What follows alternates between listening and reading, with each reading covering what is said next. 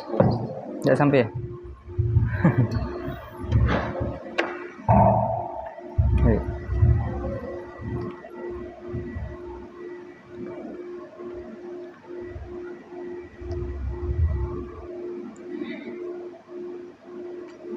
Bismillahirrahmanirrahim. Assalamualaikum warahmatullahi wabarakatuh.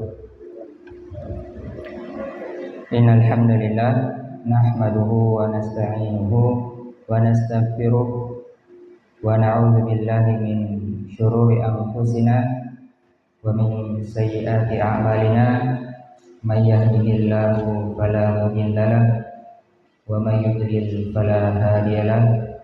Asyhadu an la ilaha illallah wahdahu la syarika lah wa asyhadu anna Muhammadan abduhu wa rasuluh.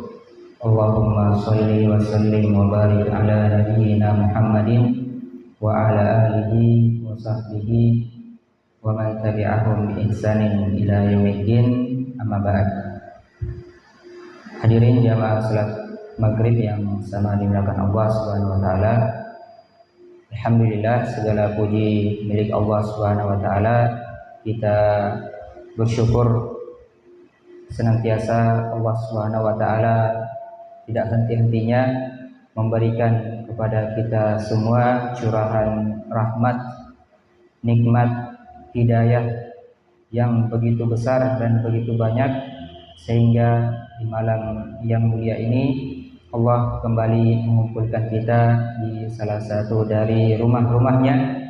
Kembali kita mengkaji atau melanjutkan kajian rutin kita, membahas kitab Qawaid Nabawiyah, kaidah-kaidah yang bersumber dari hadis-hadis Nabi Sallallahu Alaihi Wasallam.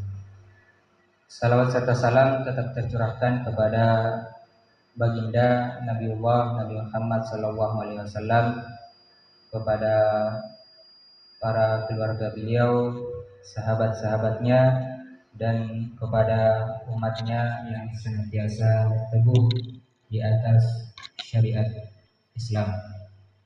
Jamaah yang saya muliakan Allah Subhanahu wa taala, kita kembali melanjutkan kajian kita.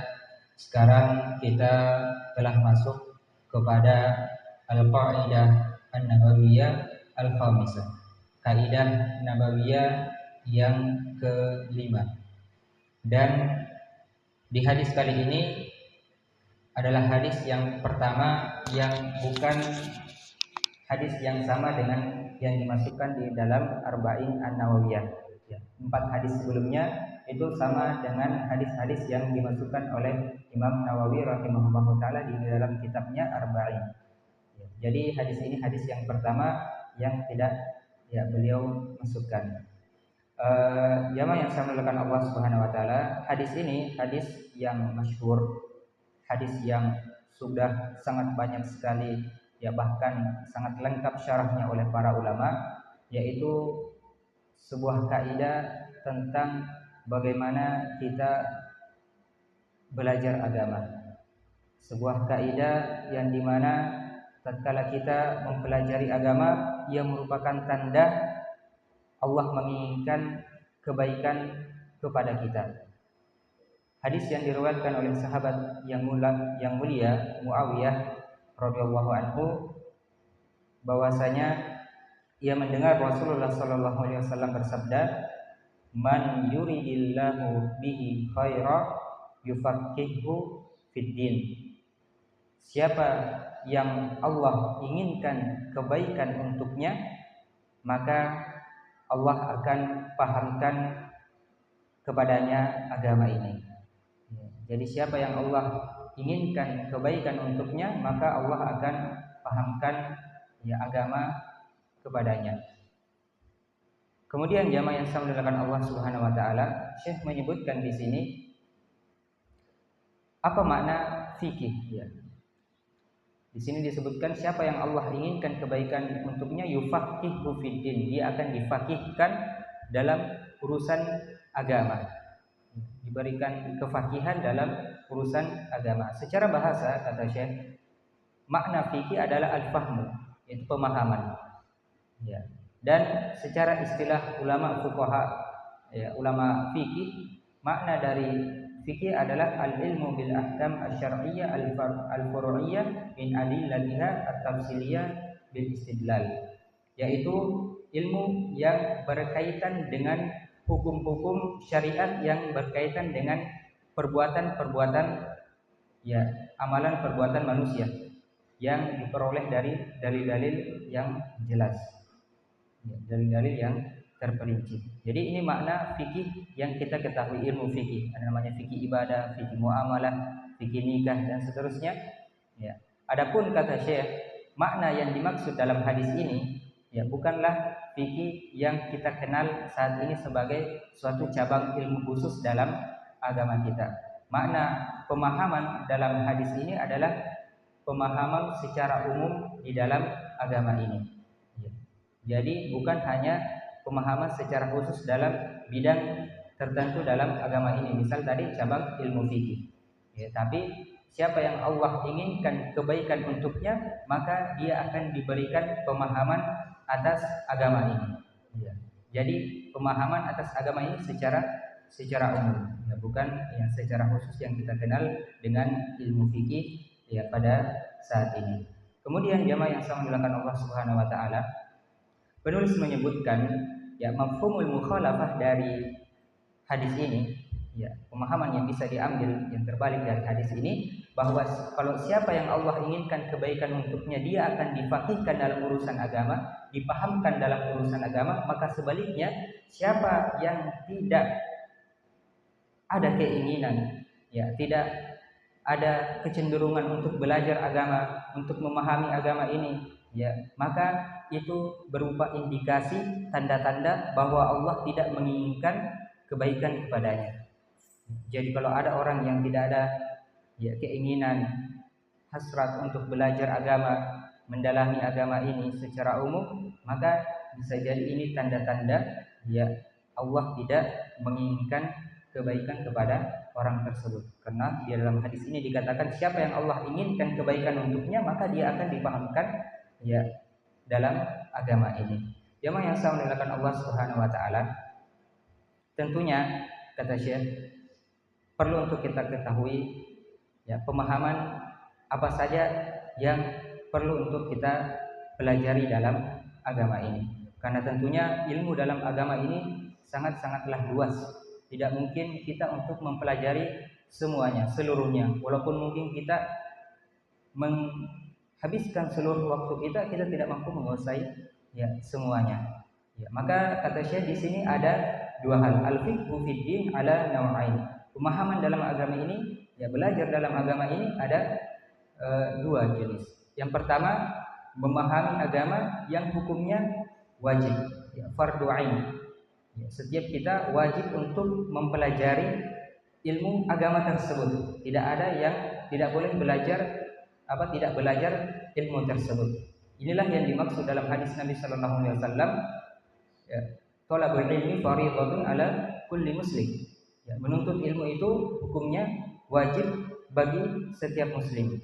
Ya, hukumnya fardu ain, wajib. Ya, kalau kita tinggalkan, kita berdosa.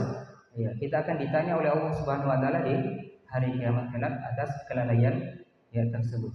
Jadi ada ilmu yang wajib untuk kita pelajari.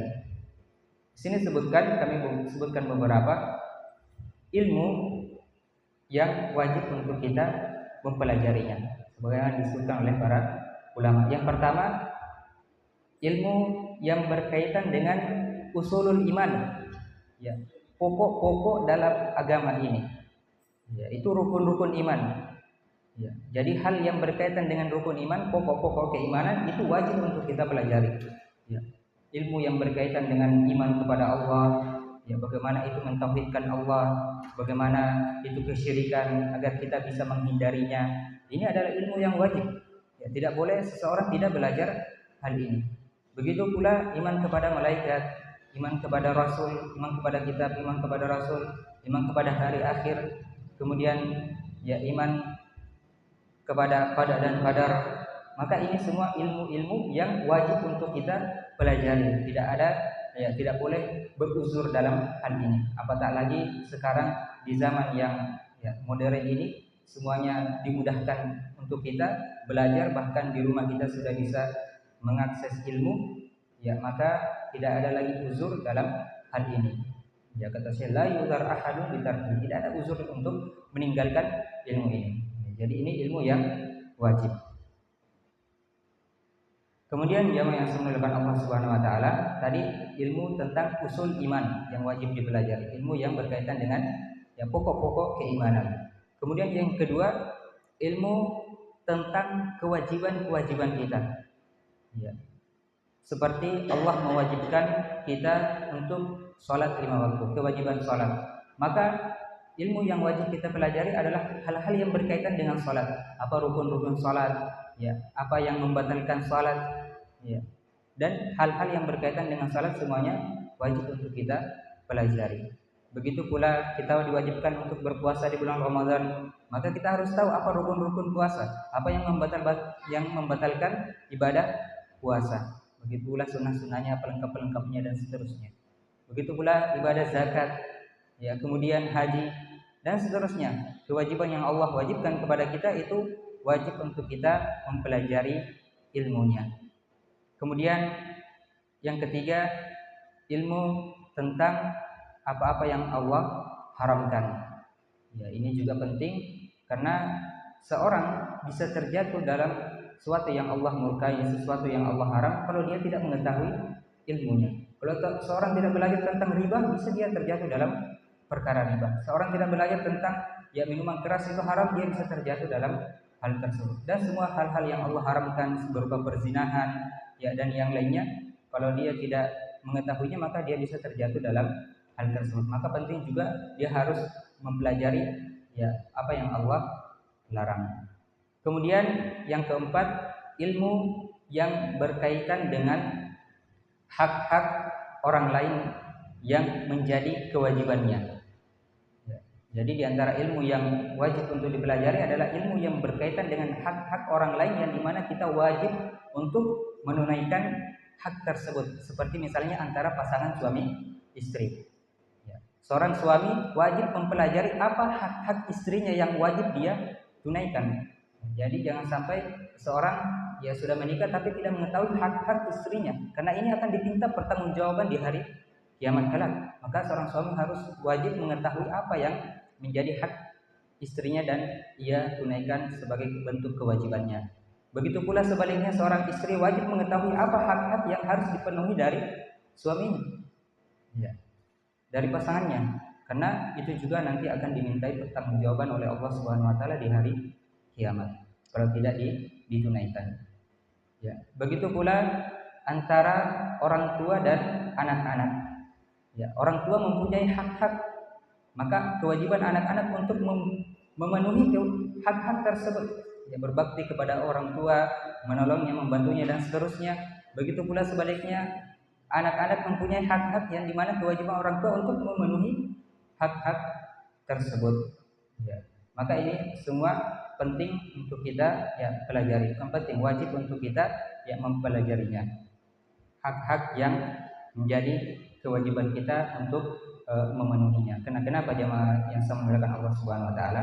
Ini semua akan dimintai pertanggungjawaban oleh Allah Subhanahu wa taala di hari kiamat. Sebagaimana sabda Nabi sallallahu alaihi wasallam, la tu'adduna al-huquqa ila ahliha yaumal qiyamah. Sungguh kalian benar-benar akan menunaikan hak-hak yang menjadi kewajiban kalian di hari kiamat. Semua hak orang lain kepada kita, ya kewajiban kita untuk memenuhi hak-hak tersebut akan dimintai pertanggungjawaban oleh Allah Subhanahu wa taala di hari kiamat. Bahkan kata Nabi, hatta yuqalu li syatil jalha min syati al-qarna, sampai ya kambing yang punya tanduk dan kambing yang tidak punya tanduk yang menzolimi itu akan nanti dimintai pertanggungjawabannya di hari kiamat. Jadi bahkan kambing pun dikisos. Jadi hewan-hewan yang melakukan kezaliman akan dikisos di hari kiamat. Ya, dimintai pertanggungjawabannya. Ya makanya kalau kita membaca di surah Abasa, ya Allah Subhanahu wa taala berfirman, "Yauma yafirul mar'u min akhi." Hari di mana seorang lari dari saudaranya, wa ummihi wa abi, dan dari ibu dan bapaknya, wa sahibatihi wa bani, lari juga dari istrinya, pasangannya dan anak-anaknya. Kenapa mereka lari bahkan dari keluarga terdekatnya? Di antara ulama menyebutkan karena mereka takut dimintai pertanggungjawaban atas hak-hak yang dilalaikan, yang tidak ditunaikan kepada pemilik hak tersebut. Jadi akan diminta pertanggungjawaban, akan dikisos di hari kiamat. Makanya disebutkan juga di surah An-Naba, yang dimana orang-orang kafir mengatakan, yaqulu ya laitani kuntu turaba, sekiranya saya menjadi turab, saya menjadi tanah saja pada hari itu. Kenapa? Ya, Ibnu Katsir menyebutkan tafsirannya bahwa pada saat itu hewan-hewan itu dikisos oleh Allah Subhanahu wa taala. Ya, akan tetapi setelah mereka dikisos, mereka berubah menjadi tanah. Ya, jadi tidak ada, setelah itu dikisos sudah tidak ada surga atau neraka. Akan tetapi orang-orang kafir, orang-orang yang durhaka kepada Allah, mereka akan dilemparkan ke dalam neraka. Makanya mereka mengatakan, yaqulu ya laitani kuntu turaba, sekiranya hari ini saya menjadi turab saja, sekiranya saya ini menjadi tanah saja. Ya, setelah ini tidak ada hukuman lagi. Jadi poin yang keempat, ilmu yang wajib untuk kita pelajari, yaitu ilmu yang berkaitan dengan hak-hak yang menjadi kewajiban kita untuk memenuhinya, hak istri, hak anak, dan seterusnya. Begitu pula ilmu yang wajib kita pelajari adalah ilmu yang berkaitan dengan pekerjaan kita. Pekerjaan kita misalnya berdagang, maka wajib untuk kita pelajari apa-apa saja yang berkaitan dengan perdagangan. Jangan sampai kita melakukan perdagangan atau jual beli yang diharamkan oleh Allah Subhanahu wa taala. Begitu pula profesi menjadi sebagai guru, maka pelajari apa yang menjadi kewajiban sebagai seorang guru, hak-hak yang perlu dipenuhi dan seterusnya. Jadi ini 5 hal yang wajib, ilmu yang wajib untuk kita pelajari. Saya ulangi, yang pertama ilmu yang berkaitan dengan usul iman, yaitu pokok-pokok keimanan, rukun iman. Kemudian ilmu berkaitan dengan kewajiban-kewajiban seperti puasa, zakat, salat, haji dan yang lainnya. Kemudian yang ketiga, ilmu tentang apa-apa yang Allah haramkan. Kemudian yang keempat, ilmu yang berkaitan dengan hak-hak orang lain yang wajib kita penuhi. Dan yang terakhir adalah ilmu yang berkaitan dengan profesi kita, pekerjaan kita, sehingga dengannya kita tidak terjatuh dalam apa-apa yang Allah haramkan. Jamaah yang saya muliakan Allah Subhanahu wa taala. Kemudian yang kedua tadi, jadi ada 2 ilmu. Yang pertama adalah ilmu yang wajib, fardhu ain, semuanya tidak ada uzur, harus wajib untuk mempelajari ilmu tersebut. Kemudian yang kedua, ilmu yang hukumnya fardhu kifayah, diwajibkan atas sebagian kaum muslimin saja, dan hukumnya kita sunnah untuk mempelajarinya sebagai tambahan saja. Apa itu? Ilmu-ilmu yang berkaitan dengan ilmu-ilmu alat, misalnya seperti ilmu bahasa Arab. Untuk lebih mendalami agama ini perlu kita belajar bahasa Arab. Maka ini hukumnya fardhu kifayah, hukumnya sunnah untuk kita pelajari. Seperti ilmu tafsir, ilmu hadis dan yang lainnya. Jadi ilmu-ilmu yang lebih mendalam seperti ilmu faraid, juga ilmu hukum-hukum warisan. Ini semua hukumnya sunnah untuk kita mengerjakannya. Tadi ilmu yang pertama, ilmu yang wajib fardhu ain, tidak boleh tidak kita mempelajari ilmu tersebut.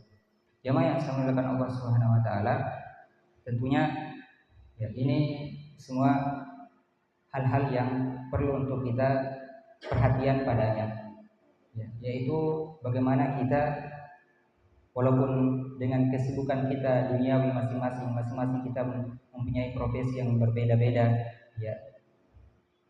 maka penting untuk kita meluangkan waktu untuk belajar agama.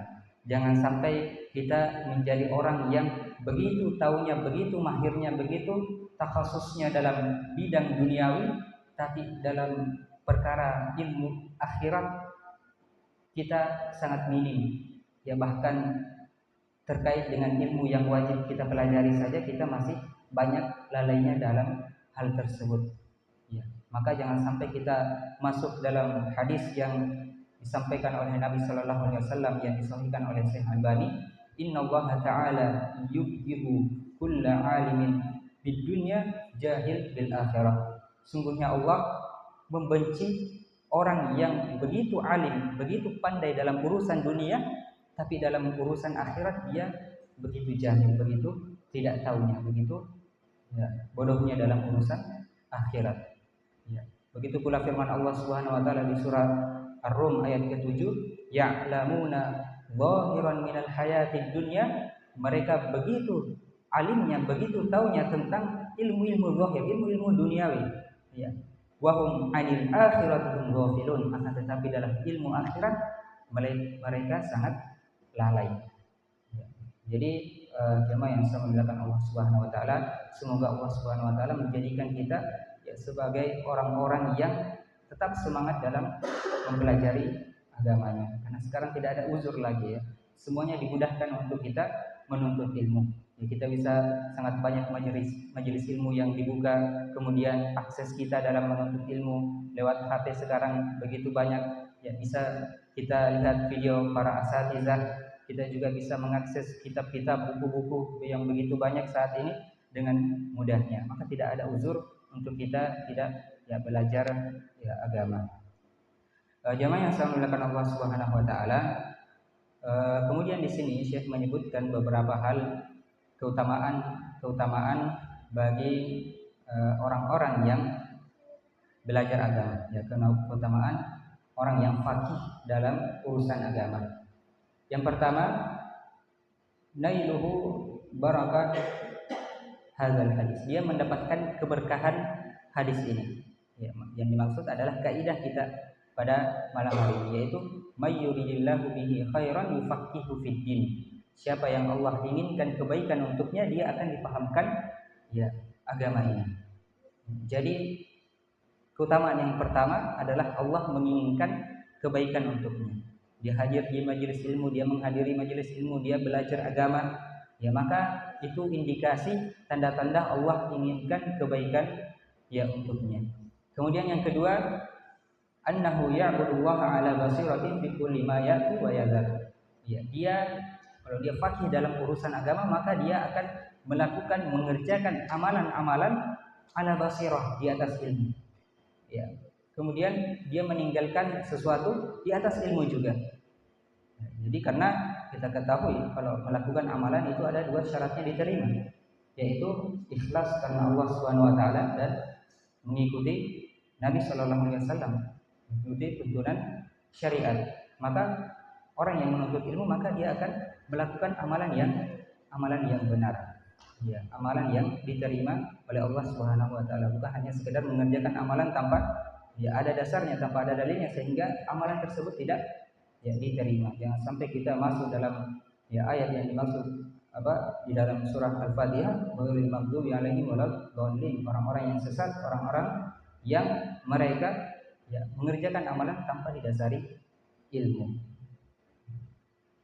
Kemudian yang ketiga, yaitu dia akan mendapatkan pahala yang sangat agung, yang sangat besar di sisi Allah Subhanahu wa taala. Orang yang faqih, orang yang belajar ya agama, dia akan mendapatkan pahala yang sangat besar di sisi Allah Subhanahu wa taala. Sekedar hadir saja majelis ilmu dia mendapatkan keutamaan yang sangat besar, pahala yang sangat besar. Apatah lagi dia menjadi seorang alim, seorang yang mengajarkan manusia kebaikan, maka dia juga akan mendapatkan setiap apa yang diamalkan oleh orang lain yang dia ajarkan. Sebagaimana sabda Nabi, man dalla ala khairin falahu mithlu ajri fa'il. Maka siapa yang menunjukkan kepada manusia ya kebaikan, amalan kebaikan, maka dia akan mendapatkan amalan yang semisalnya tanpa mengurangi ya pahala dari orang yang dia ajarkan. Bayangkan kalau kita mengajari anak-anak kita ya membaca Al-Qur'an, dan dengannya selama hidupnya dia sering membaca Al-Qur'an, itu semua transfer pahala kepada kita. Mungkin kita saat ini ya di rumah masih ya santai-santai duduk-duduk atau tertidur, tapi anak kita mengaji, maka kita terus mendapatkan pahala. Belum lagi kalau kita mengajarkan anak-anak yang lain atau mengajarkan kepada kaum muslimin ya cara membaca Al-Qur'an, luar biasa banyak sekali ladang pahala yang kita dapatkan. Ataupun kita mengajarkan seorang ya kebaikan-kebaikan yang lainnya yang secara umum, ya maka kita akan mendapatkan pahala yang semisal yang dikerjakan oleh orang tersebut. Maka tumpukan pahala yang kita dapatkan insyaallah sangat besar ya di sisi Allah Subhanahu wa taala. Kemudian juga ya kata Nabi sallallahu alaihi wasallam, orang yang menuntut ilmu sahibul ilm yastaghfiru lahu kulla syai'in hatta al-hut fil bahr. Segala sesuatu memintakan ampunan bagi para ahli ilmu. Ya, bahkan sampai ikan yang ada di lautan. Bayangkan jumlah ikan yang ada di lautan ya, tidak bisa kita hitung. Ya, mereka semua kata Nabi memintakan ampunan kepada ahli ilmu. Kemudian kata Nabi sallallahu alaihi wasallam, "Innallaha wa malaikatahu hatta namlah fi jihriha." Sungguhnya Allah, malaikat-malaikatnya sampai semut di sarangnya dan bahkan ikan di lautan berselawat untuk orang yang mengajarkan kebaikan kepada ya manusia. Maka ini semua keutamaan-keutamaan yang sangat besar yang didapatkan oleh para penuntut ilmu, orang yang berusaha faqih dalam urusan agama. Kemudian yang keempat, Syekh menyebutkan mereka adalah para pewaris para nabi. Ya. Kata Nabi sallallahu alaihi wasallam, al ulama warathatul anbiya, para alim, para ulama mereka adalah pewaris para nabi. Wa innal anbiya lam yuwarithu dinaran wala dirhaman. Karena para nabi tidak mewariskan dirham. Ya, yaitu harta, dinar ataupun dirham. Wa innama warathu al-ilm. Hanya saja mereka mewariskan ilmu ya kepada kita. Kemudian selanjutnya yaitu Allah mengangkat derajatnya. Ayat yang sering kita dengarkan, yarfa'illahu alladziina aamanu minkum walladziina utul ilma darajat. Allah mengangkat derajat orang-orang yang beriman di antara kalian. Jadi derajat orang beriman dan orang kafir tentunya berbeda derajatnya. Lebih tinggi derajat orang beriman. Kemudian walladzina utul ilma darajat. Kemudian orang-orang yang beriman diangkat lagi derajatnya dari hanya sekedar orang yang beriman ya saja. Dan juga kita ketahui ya Nabi sallallahu alaihi wasallam tidaklah diperintahkan oleh Allah Subhanahu wa taala untuk meminta tambahan kecuali meminta tambahan ilmu. Wa qur rabbi zidni ilma. Kemudian jemaah yang dimuliakan Allah Subhanahu wa taala, yang terakhir yang Syekh penulis sebutkan yaitu di dalam hadis ini Nabi sallallahu alaihi wasallam menyebutkan man yuridillahu bihi khairan. Ya, siapa yang Allah inginkan baginya khairan, kebaikan. Di sini kalau dalam bahasa Arab dia datang dalam bentuk nakirah. Ya. Kata para ulama ini menunjukkan keagungan dari ya banyaknya besarnya kebaikan yang Allah inginkan untuknya. Jadi siapa yang ya Allah inginkan kebaikan yang sangat besar kepadanya, ya kebaikan yang sangat agung yang sangat besar, yufaqihu fiddin, ya dia akan dipahamkan dalam urusan ya, agama ini. Tema yang saya muliakan Allah Subhanahu wa taala.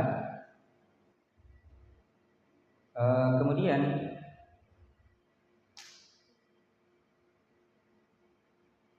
Syekh mengutip firman Allah Subhanahu wa taala di surah At-Taubah ayat 122, "Wa ma kana al-mu'minun liyanfiru kaffah. Falaula nafara min kulli firqatin minhum ta'ifatun liyatafaqahu fid-din." Ya. Dan tidak sepatutnya orang-orang beriman itu semuanya pergi ke medan jihad, ya, pergi berperang. Ya. Hendaknya ada sebagian di antara mereka liyatafaqahu fid-din, ya, yang mentafaqquh dalam agama, bertafaqquh mempelajari agama ini. Liyunziru qaumahum idza raja'u ilaihi. Agar mereka yang memberi peringatan kepada mereka tatkala mereka pulang dari jihad. Ya, jadi Nabi sallallahu alaihi wasallam ya, Allah Subhanahu wa taala menyebutkan di sini ya jangan semua orang itu pergi ya berjihad ya. Ada juga sebagian hendaknya sebagian itu thaifah untuk pergi menuntut ilmu, mendalami agama ini sehingga dia bisa memberikan peringatan kepada mereka. ketika mereka telah pulang. Makanya Ibnu Qayyim menyebutkan rahimahullah taala jihad itu ada dua, ya. Jihad dengan saib dengan tangan dengan pedang, dan jihad dengan ilmu, ya, dengan hujjah, dengan bayan. Kemudian jamaah yang saya muliakan Allah Subhanahu wa taala,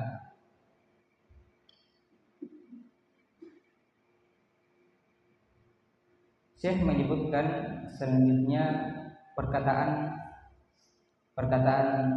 para salaf, apa yang dimaksud dengan orang yang faqih dalam urusan agama. May yuridillahu bihi khairan yufaqihu fid din. Apa yang dimaksud orang yang faqih di sini dalam urusan agama? Ya. Orang yang faqih dalam urusan agama menurut para salafus saleh yaitu orang yang bukan hanya mahir dalam urusan agama saja. Bukan orang yang kalau ditanya perkara urusan dalam akidah misalnya dia bisa jawab, kalau dalam urusan muamalah dia bisa jawab, kalau dalam urusan ibadah dia bisa jawab. Ya. Jadi bukan hanya orang yang mahir dalam urusan agama itu baru bisa dikatakan sebagai orang yang faqih.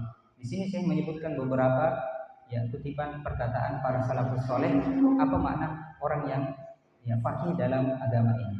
Yang pertama perkataan Ibnu Umar radhiyallahu anhu, beliau mengatakan innamal faqih az-zahidu fid dunya ar-raghibu fil akhirah. Hakikat orang yang faqih adalah mereka yang zuhud terhadap dunia dan ar-raghibu fil akhirah, sangat mengharapkan akhirat.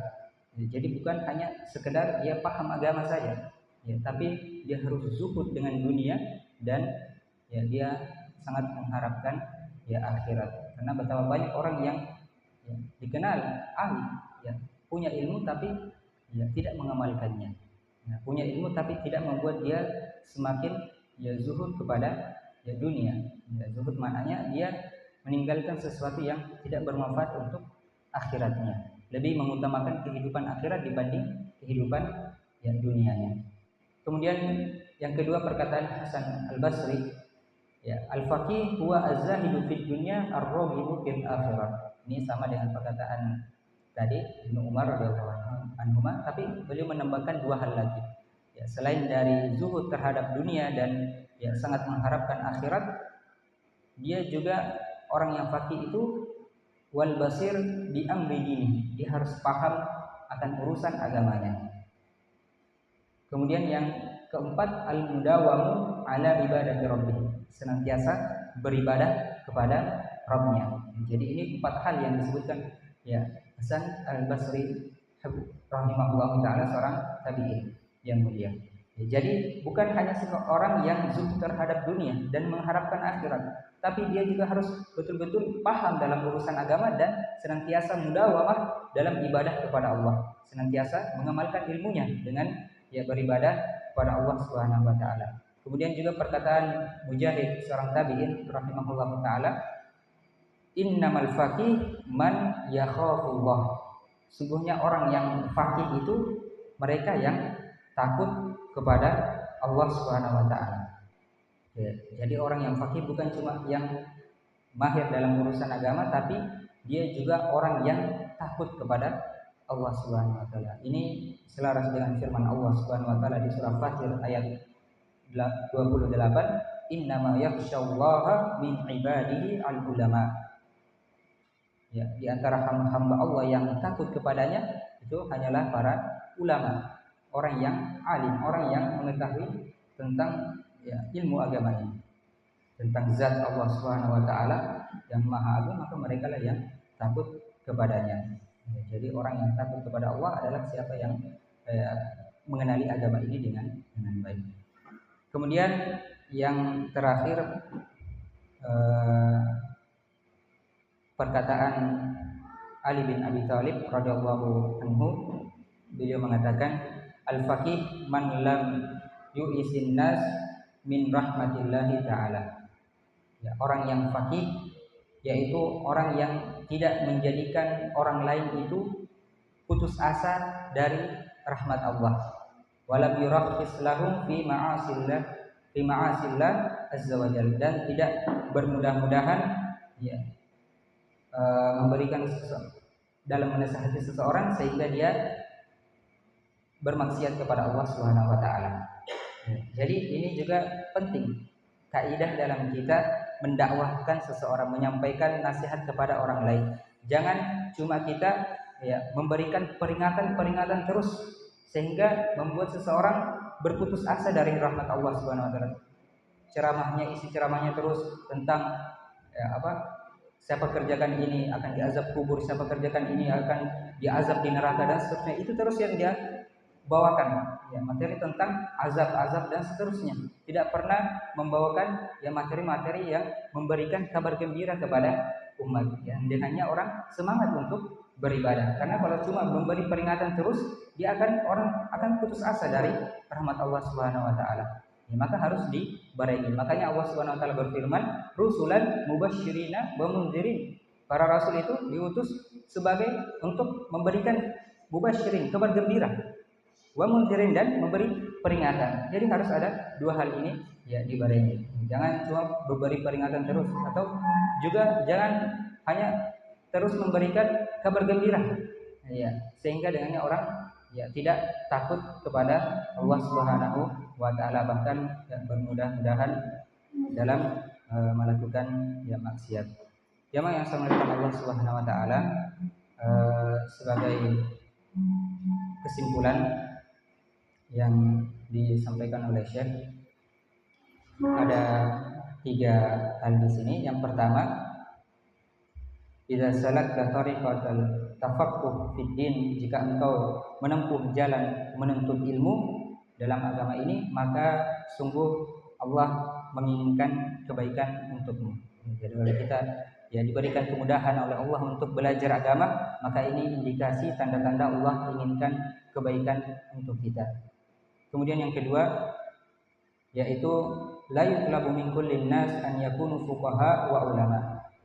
Setiap kita tidak dituntut untuk menjadi fuqaha ataupun ulama, lakin yutlabu minhum an yatafaqahu fima yahtajuna ilaihi fi ibadatihim. Akan tetapi kita dituntut untuk belajar, mengetahui, paham terhadap apa-apa yang berkaitan dengan kewajiban kita. Tadi yang kita sampaikan, ilmu yang wajib untuk kita pelajari. Jadi ini yang dituntut untuk kita. Tidak dituntut kepada kita semua untuk menjadi seorang faqih, fuqaha ataupun seorang ulama, tapi paling minimal kita mengetahui ilmu-ilmu yang wajib untuk kita mempelajarinya. Adapun kalau ilmu-ilmu tambahan, alhamdulillah kalau kita dimudahkan untuk mempelajari hal tersebut. Kemudian kesimpulan yang terakhir, yaitu al-fiqh fid din la yuqtasar al-fiqh fil ahkam. Fikih dalam agama ini, al-fiqh dalam agama ini yaitu bukan hanya terbatas pada hukum-hukum syariat saja. Tadi seperti yang kita sampaikan, hanya terbatas dengan ilmu fikih yang kita kenal saat ini, fikih muamalah, fikih ibadah, fikih nikah dan seterusnya. Tapi al-fiqh fid din ini maknanya sangat luas, mencakup seluruh ilmu-ilmu yang ada dalam agama kita, ilmu akidah, ilmu ibadah, muamalah dan yang lainnya. Yang sama dengan Allah Subhanahu wa taala, semoga Allah Subhanahu wa taala senantiasa memberikan kepada kita kemudahan dan untuk terus belajar agama ini. Agama ini sangatlah luas, ilmu-ilmu yang berkaitan dengan kewajiban kita saja terkadang kita masih lalai, belum bisa mempelajari semuanya. Maka hendaknya kita saling menasihati, saling memberikan semangat untuk menuntut ilmu, khususnya tadi berkaitan dengan apa yang Allah wajibkan kepada kita terkait dengan usul iman, asas-asas pokok-pokok dalam agama kita. Ini sangat miris di negeri kita saat ini. Seorang sangat kurang dalam motivasinya dalam belajar agama, bahkan berkaitan dengan asas-asas dalam agama kita, berkaitan dengan tauhid, mengisahkan Allah di antara masyarakat masih sangat banyak belum bisa membedakan mana yang syirik, mana yang bukan. Ini sangat memprihatinkan. Maka kita sebagai thalibul ilmi di sini hendaknya kita semua serius dalam belajar, ya apalagi lagi berkaitan dengan pokok-pokok agama kita, dan dengannya kita nasihati, ya memberikan ya pengajaran kepada orang lain, mulai dari keluarga kita, ya anak-anak kita, saudara-saudara kita, dan kepada umat Islam secara keseluruhan. Semoga Allah Subhanahu wa taala memberikan kita istiqomahan di atas agamanya. Wallahu taala alam. Subhanallahi wa bihamdihi, asyhadu an la ilaha illa anta, astaghfiruka wa atubu ilaik. Wassalamualaikum warahmatullahi wabarakatuh.